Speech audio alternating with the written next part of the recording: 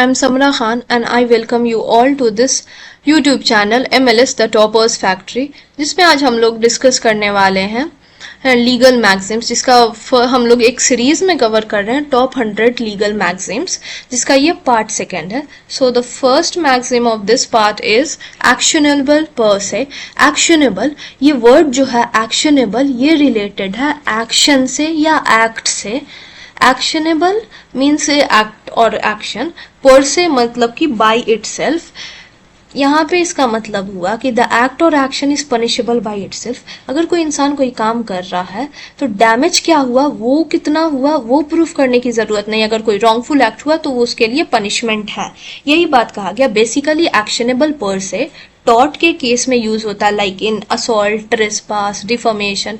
कोई किसी पे डिफॉर्मेटरी स्टेटमेंट बोल रहा है तो डिफॉर्मेशन के केस में वो पनिशेबल होगा ही.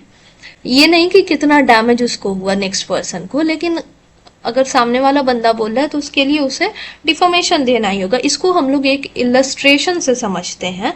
तो ए कोई इंसान था, वो चेयर पे बैठ रहा था, बी चेयर को पुल कर देता है, तो पुल करने की वजह से ए गिर जाता है. तो यहाँ पे ये मैटर नहीं करता कि ए को कितनी ज्यादा चोट लगी या नहीं लगी.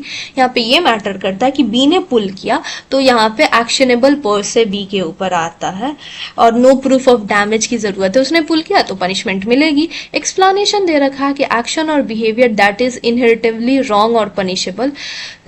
बिहेवियर और एक्शन जो कि रॉन्ग है तो उसके लिए पनिशमेंट मिलेगी. ये जरूरी नहीं है कि स्पेसिफिक हार्म को प्रूफ करना या कितना डैमेज हुआ.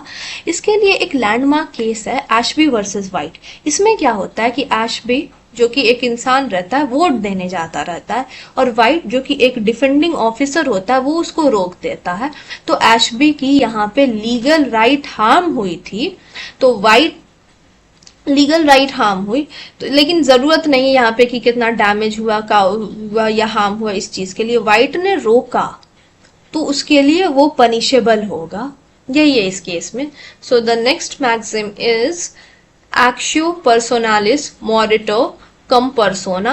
एक्शियो same action, personalis person, moritur moritur जो कि डाइज डेथ से रिलेटेड है पर्सन के. तो यहाँ पे कहा जा रहा है कि a person right of action dies हो जाता है. एक पर्सन की राइट ऑफ एक्शन, उसकी जो भी लीगल राइट होती है, वो उसके साथ आफ्टर इस इंसान की मौत के साथ उसकी राइट भी खत्म हो जाती है. एक्सप्लेनेशन दे रखा है when a person pass away any personal legal right they had cease to be exist, कि उसकी कोई भी लीगल राइट रहती है वो भी खत्म हो जाती है. इसको हम लोग एक इलस्ट्रेशन से समझते हैं. एक्स इंसान है, वो प्रॉमिस करता है वाई से कि मैं शादी करूंगा, लेकिन बाद में मना कर देता है कि नहीं करना. तो वाई जो है वो जाके केस फाइल करती है, लेकिन कुछ टाइम के बाद एक्स की डेथ हो जाती है. तो राइट ऑफ वाई जो कि फाइल कर रही थी, केस फाइल किया, वो भी खत्म हो जाएगी क्योंकि डेथ हो गई एक्स की. तो यही चीज है यहाँ पे. So the next one is actori incumbit onus probandi. यहाँ पे एक्टोरी एक्ट से रिलेटेड हो जाएगा. उसके बाद से प्रोबैंडी का मतलब होता है प्रूफ. ओनस होगा बर्डन. बर्डन ऑफ प्रूफ जो होगा वो प्लेंटिफ के ऊपर होगा. So the burden of proof is on plaintiff. Explanation दे रखा है यहाँ पे कि in a legal case responsibility of providing evidence जो प्लेंटिफ के ऊपर होगा. जब कोई भी इंसान केस करता है, जो इंसान केस करता है उसको प्लेंटिफ बोलते हैं, और रिस्पॉन्सिबिलिटी एविडेंस प्रोवाइड करने की होगी वो प्लेंटिफ के ऊपर होती है. The next one is ad hoc. Ad hoc का मतलब होता है कि पार्टिकुलर पर्पस या सिचुएशन के लिए कुछ होना. समथिंग डन और created specifically for particular purpose और सिचुएशन के लिए. तो किसी पार्टिकुलर पर्पस के लिए, जैसे किसी कमेटी का फॉर्मेशन होता है, किसी मीटिंग को बुलाया जाता है, किसी ऑर्गेनाइजेशन का इस्टेब्लिशमेंट होता है, तो ये सब एडहॉक आता है. इंडियन कॉन्स्टिट्यूशन के आर्टिकल 127 में दे रखा है कि एडहॉक जज का अपॉइंटमेंट होना. तो ये भी एक पार्टिकुलर पर्पस के लिए किसी जज का अपॉइंटमेंट होना या किसी पार्टिकुलर टाइम के लिए अपॉइंटमेंट करना, तो वो एडहॉक कहलाता है. Article 127 of Indian constitution ad hoc जज की बात करता है. The next one is alibi. Alibi का मतलब होता है कि किसी अनदर प्लेस पे होना, एल्सवेयर, कहीं और होना, कि जिस वक्त किसी का क्राइम हुआ तो जिसके ऊपर एलिगेशन लगा है वो प्रूफ कर दे कि मैं मौका वारदात पे तो वहां पे था ही नहीं। मान लो कि एक क्राइम हुआ है दिल्ली में, तो और जिसके ऊपर एलिगेशन लगा है, ए का मर्डर हुआ है, बी के ऊपर एलिगेशन लगा है, तो बी प्रूफ कर दे कि at the time of crime वो इंसान वहां पे था ही नहीं, दिल्ली में हुआ है तो वो इंसान मुंबई में था, वो कुछ भी प्रूफ कर दे, बाई टिकट शो कर दे या कहीं पे वो स्टे किया था तो वहां पे का कुछ प्रूफ दिखा दे। तो ऐसे करके वो इस लाइबिलिटी से बच जाएगा। एक के मतलब रिलीफ है कि वो शो कर दे कि मैं वहां पे था ही नहीं, यही चीज है इसमें। So the next one is certiorari. Certiorari एक रिट होता है जो कि हाई कोर्ट या सुप्रीम कोर्ट में फाइल किया जाता है कोई भी लोअर कोर्ट के डिसीजन पे। A writ used होता है to quash the order pass by the inferior court. Higher court जो होता है वो अपने इंफीरियर कोर्ट मतलब कि लोअर कोर्ट के डिसीजन को क्वाश कर देता है, रद्द कर देता है। सर्शियोरारी का मतलब होता है सर्टिफाइड, टू बी सर्टिफाइड, कि हाई अपर कोर्ट के पास अथॉरिटी है कि लोअर कोर्ट के डिसीजन को क्वाश कर दे। अ लीगल रिट जो कि अलाउ करता हायर कोर्ट टू रिव्यू करे या पोटेंशियली ओवरटर्न भी कर सकता है डिसीजन लोअर कोर्ट का। ऐसा क्यों करता? जबकि एक्सेस ऑफ जुरिस्डिक्शन या lack of jurisdiction by the lower court inferior court के तरफ से होता है। कोई भी एरर आई है इंफीरियर कोर्ट के जजमेंट में, उसको करेक्ट करने के लिए हायर कोर्ट के पास ये अथॉरिटी होती है कि वो क्वाश कर सकता है। यही है सर्शियोरारी में, ये रिट है। 5 टाइप की रिट्स होती है, इसमें ये है सर्शियोरारी, हेबियस कॉर्पस और बाकी भी। सो the next one is corpus. Corpus का मतलब होता है बॉडी, जिसको हम लोग रिलेट करके पढ़ेंगे हेबियस कॉर्पस के साथ।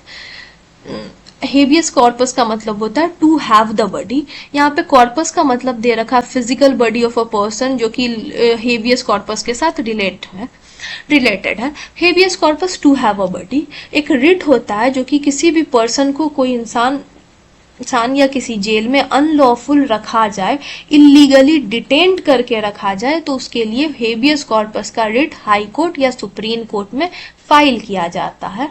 टू ब्रिंग द बॉडी के लिए इसका मतलब होता है to bring the body. Explanation है कि a legal writ that allow individual to challenge the lawfulness of their detention और इम्प्रीजमेंट, कि किसी इंसान को इम्प्रीजमेंट या डिटेंशन में रखा गया तो अनलॉफुली है, तो उसको हम लोग चैलेंज कर सकते हैं by this writ. Next one is corpus डेलेक्टाई।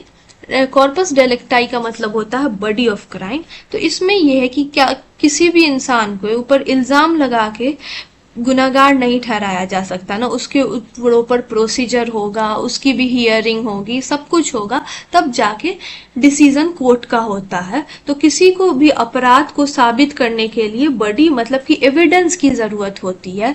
तो एविडेंस देना कॉर्पस डेलेक्टाई में आएगा। Body of crime the fact and circumstance consisting of crime, और कॉन्क्रीट एविडेंस ऑफ क्राइम जो होगा एविडेंस का। In criminal law it's refers to a concrete evidence और material element to provide the crime has been committed. Next one is damnum sine injuria. Damnum का क्या मतलब होता है? डैमेज। साइन का मतलब विदाउट, इंजूरिया मतलब इंजरी। यहाँ पे डैमेज हो रहा है लेकिन इंजरी नहीं हो रही है। अब ये थोड़ा कॉम्प्लेक्स लग रहा है ना, डैमेज हो रहा है लेकिन इंजरी नहीं हो रही है, मतलब damage, monetary damage, financial damage, पैसों वाला डैमेज हो रहा है कि इनकम में कुछ कमी हो जा रही है, लेकिन यहाँ पे लीगली इंजरी नहीं हो रही है, मतलब कि लीगली तौर पे किसी भी तरह की इंजरी नहीं हो रही है। एक ऐसा सिचुएशन होता है वेयर डैमेज अकर हो रहा है, किसी भी तरह से डैमेज हो रहा है लेकिन लीगल इंजरी नहीं हो रही है, मतलब कि लीगल राइट का वायलेशन नहीं हो रहा है, उस इंसान की लीगल राइट नहीं वायलेट हो रही है।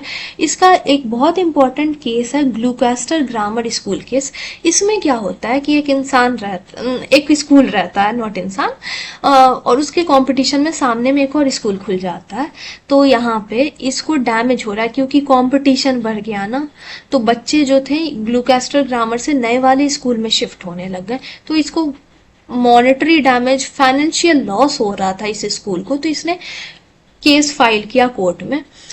लेकिन कोर्ट ने कहा कि यहाँ पे आपकी किसी भी तरह की लीगल इंजरी नहीं हो रही है, तो कॉम्पनसेशन नहीं मिलेगा। वो स्कूल खुला तो ऐसे तो हमेशा होता है ना कि एक शॉप के पास नेक्स्ट में दूसरी शॉप खुल जाती है, तो एक फेयर कंपटीशन होने के लिए ये भी जरूरी है। तो यहाँ पे लीगल इंजरी नहीं हो रही है, तो कोर्ट ने इस केस में कॉम्पनसेशन नहीं दिया। और यही है डैमनम साइन इंजूरिया, जो कि लॉ ऑफ टॉर्ट में बहुत इंपॉर्टेंट है, और ये केस भी ग्लूकोस्टर ग्रामर स्कूल बहुत इंपॉर्टेंट है।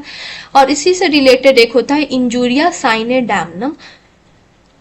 उसमें क्या होता है, इंजरी होती है लेकिन डैमेज नहीं होता, मतलब लीगल इंजरी होती है, डैमेज नहीं होता।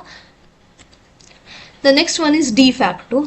डी फैक्टो और डी जियोरे ये दोनों रिलेटेड है ईच अदर से। तो इसमें डी फैक्टो का मतलब होता है इनफैक्ट, और डी जियोरे का होता है जियोर। जियोर वर्ड जहां पे भी रहना, जियोर वो होता है लॉ। फैक्टो साफ पता चल रहा है फैक्ट से रिलेटेड है। तो डी फैक्टो इन फैक्ट हुआ इन रियलिटी। रियलिटी में जो चीज होगा, ट्रू जो चीज होगा वही चीज होता है de facto. Describe a situation जो कि exist in true of practice.